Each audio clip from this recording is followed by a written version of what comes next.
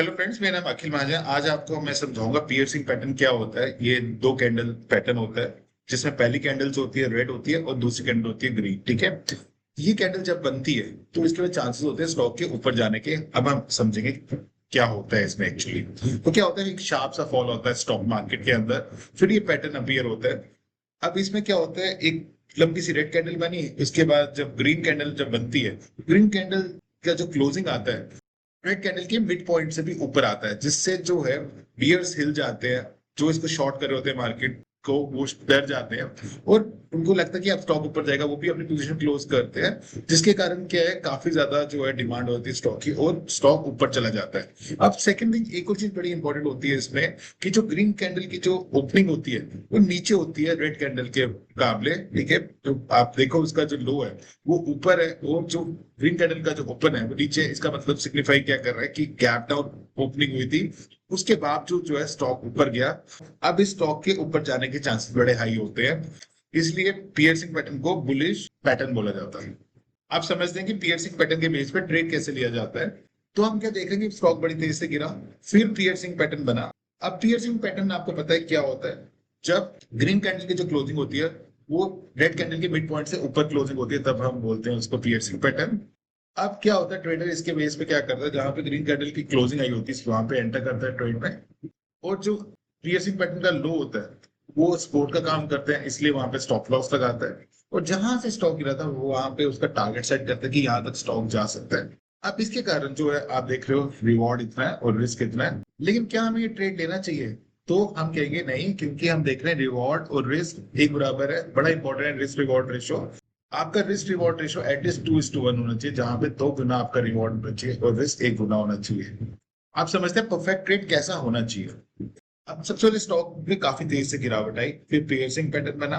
अब आप देखोगे कि पियर्सिंग पैटर्न क्या होता है, कि पियर्सिंग पैटर्न जो होता है इसमें जो रेड कैंडल होती है इससे ऊपर जो है ग्रीन कैंडल की क्लोजिंग आई होती है। यहाँ पे ट्रेडर जो एंटर करता है क्लोजिंग प्राइस पे ग्रीन कैंडल की, और स्टॉप लॉस रखता है जो कि लो होता है पियर्सिंग पैटर्न का वहां, क्योंकि वहां पे सपोर्ट बैठी है, इससे स्टॉप लॉस लगाएगा। और जहां से स्टॉक गिरा वहां पे जो है टारगेट प्राइस सेट करेगा। अब आप देखोगे कि क्यों आपको इस पर ट्रेड लेना चाहिए, क्योंकि इसमें जो रिवॉर्ड है वो बहुत बड़ा है, एटलीस्ट 2 टाइम्स है रिस्क के, इसलिए यहाँ पे जो है आपको ट्रेड लेना चाहिए। अभी तक आपने पियर्सिंग पैटर्न समझा, अब आपको समझाते हैं कि पियर्सिंग पैटर्न में कैसे ट्रेड लेना चाहिए आपको। इसके लिए जो है 3 तरीके हैं, उसमें से सबसे बेस्ट तरीका अभी आपको पता चल जाएगा। आप जो है इस वीडियो को एंड तक देखना। अब आपके सामने आईसी बैंक का चार्ट है। आपने क्या देखा, स्टॉक काफी तेज से गिरा, फिर पियर्सिंग पैटर्न बना। अब आपको पता है कि जब पियर्सिंग पैटर्न बनता है तो चांसेस होते हैं स्टॉक के काफी ऊपर जाने के। ऐसा ही हुआ। अब जो ट्रेडर है वो एंट्री लेगा जहां पे जो है ग्रीन कैंडल की क्लोजिंग आई, और इस पैटर्न के लो पे अपना स्टॉप लॉस लगाएगा, और जहां से स्टॉक गिरा वहां पे टारगेट प्राइस सेट करेगा।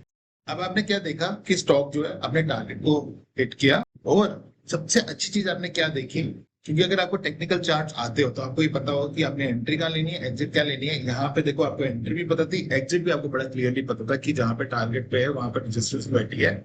वहीं पे जो है स्टॉक ने करेक्शन दिखाई और नीचे आ गया। तो अगर हम इसका रिस्क रिवॉर्ड देखें तो ये ट्रेड काफी अच्छा है, क्योंकि इसमें रिवॉर्ड बड़ा अच्छा है और रिस्क बड़ा कम है।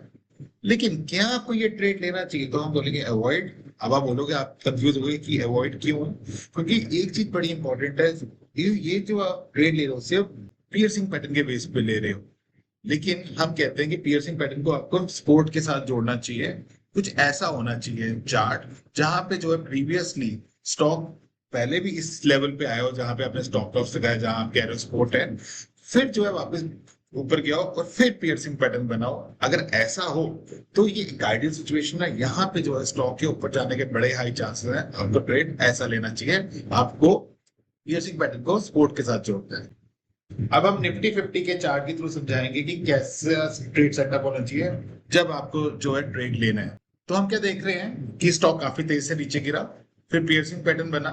सबसे अच्छी चीज क्या है कि जहां पे पियर्सिंग पैटर्न बना है उससे पहले भी ऐसा हुआ है कि यहीं पे जो है स्टॉक पहले भी आ चुका है और फिर काफी शार्पली ऊपर गया, फिर पियर्सिंग पैटर्न बना। दैट मीन्स यहाँ पे सपोर्ट बैठी है।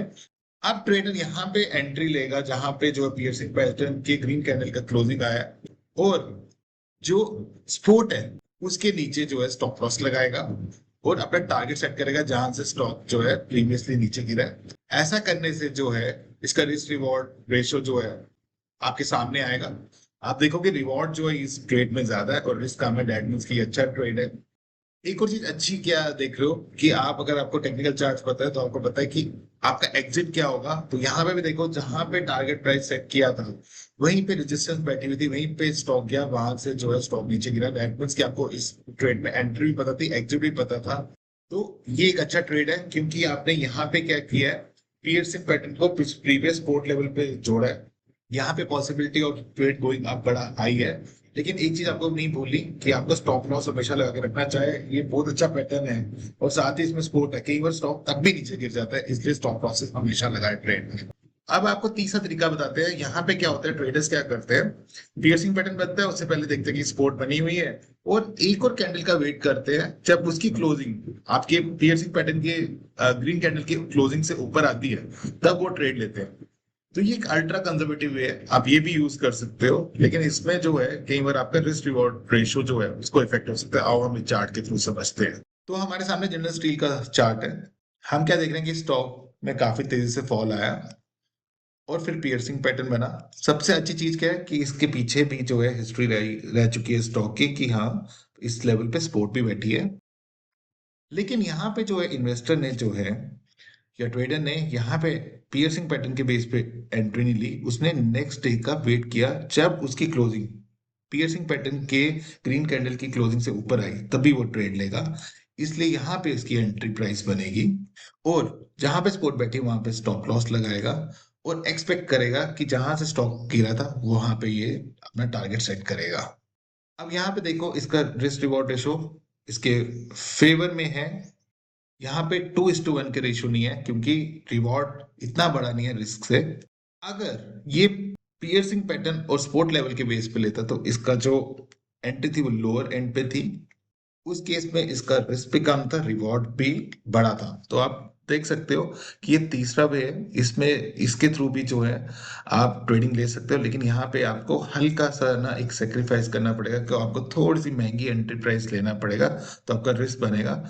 तो आई होप आपको मेरा ये वीडियो पसंद आ रहा है। आप मेरे चैनल को सब्सक्राइब कीजिए, लाइक कीजिए। ऐसे ही मैं आपके लिए और अच्छे जो है वीडियोस लाता रहूंगा क्योंकि मैं अभी जो है टेक्निकल एनालिसिस का कोर्स रन कर रहा हूँ आपके लिए ताकि आप बेटर ट्रेडर बन सको। Thank you.